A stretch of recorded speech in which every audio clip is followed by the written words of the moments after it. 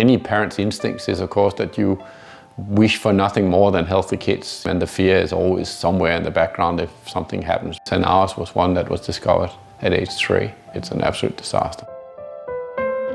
I'm Philip Holger Olsen. I'm 19 years old.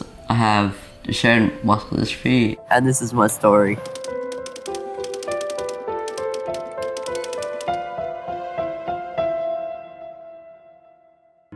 Duchenne muscular dystrophy is a genetic condition affecting young boys. People with this condition will show signs of weakness by age 2 to 3 and lose their ability to walk by their teenage years. I saw Philip develop from 18 months all the way through to today. So walking and then slowly deteriorating to permanently going into a wheelchair.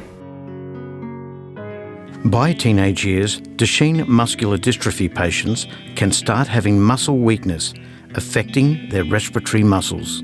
Well, now, lots of disabilities don't necessarily change during lifetime. Duchenne is having an ongoing deterioration. Anything you used to be able to do, you can't do anymore. You're constantly retraining yourself to work around stuff, and it's getting harder and harder to be here. I was able to go out and do most things in the, I guess, like the first 10 years of my life.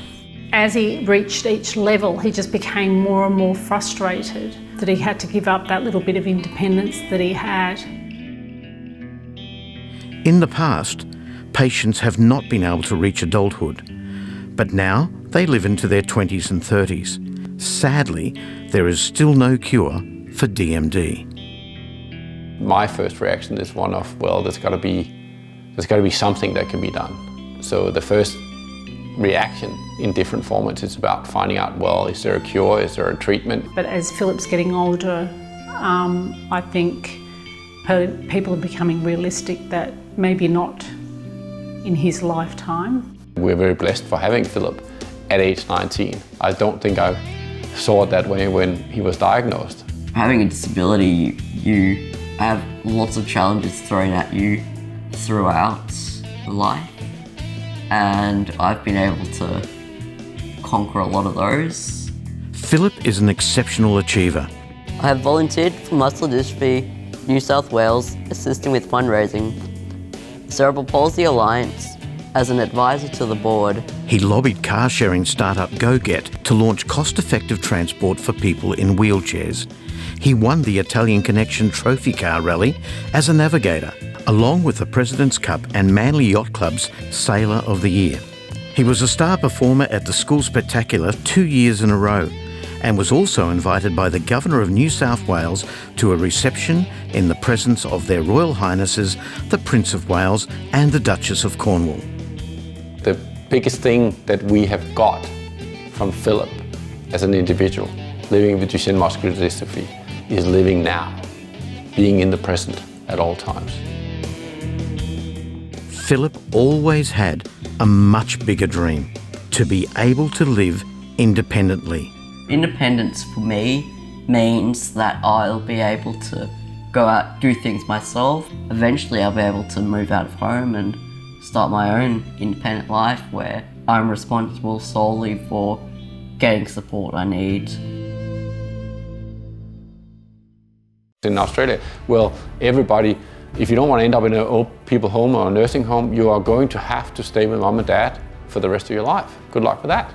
With the lack of 24/7 care in Australia for people like Philip and a determination not to end up in a nursing home as a young person, Philip began his journey to reach his personal freedom. Through the Duke of Edinburgh Gold Award, he discovered a one-of-a-kind fully integrated boarding school that encourages independent living, especially for the disabled. Exactly what Philip wanted. And ironically, it's located in his heritage country of Denmark. In June 2017, with the help of the newly introduced Australian National Disability Insurance Scheme, Philip and his Australian carer flew the 16,000 kilometres to Copenhagen and then travelled a further 300 kilometres west to the small village of Hau, and arriving at his destination, the extraordinary Egmont Hochskull, a 40-hour journey from Australia. So we're standing in front of the Egmont Folk High School, and it was founded by our headmaster's father, and he was a handicapped man. He started a folk high school for people with physical disabilities. Lots of people with severe disabilities are going to smaller or bigger institutions. And in an institution, you are a part of a system, and the system decides for you how to live. And my ambition is that all people with disabilities have the right to make decisions of their own life. And therefore we have to make structures so that it's possible. Of course, you need skills to do that. And that's what we are trying to give the students here. We were in Norway for a week. It was like survival in the wilderness. There were some totally disabled students and really almost didn't want to go because I guess they thought it was just too much. But then they ended up going anyway. One of the best weeks of my life because the special feeling of being able to give someone an experience that they wouldn't get anywhere else and letting them see that they are able to do the same things as a full-functioned body can do, but just in a different way if they get the help. It was really touching and amazing to experience. If you can do anything by yourself, you're doing it by yourself here. If you can live an independent life, as independent as possible, that's what we aim for. And that was all Philip needed to hear to start living his dream. Philip got a real insight into this is the way I want to live, totally independent from my parents. He has been doing some of the most amazing things that I know that he's always wanted to do here in Australia, but has never got the opportunity to do. Should have been wearing a tuxedo.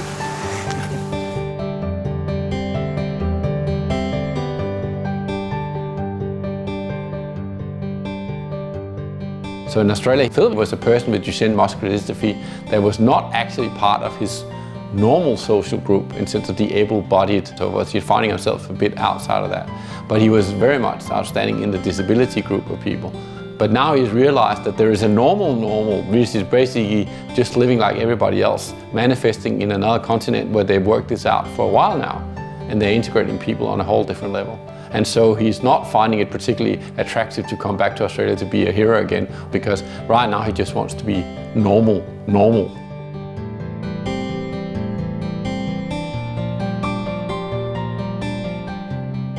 Generally, when people think about people with disabilities, they quickly associate with someone who is not really able to do things for themselves and aren't able to think for themselves, and a person with a disability is more or less they're just a person who just needs a bit more support to do those things, but nevertheless they can do the same, if not more.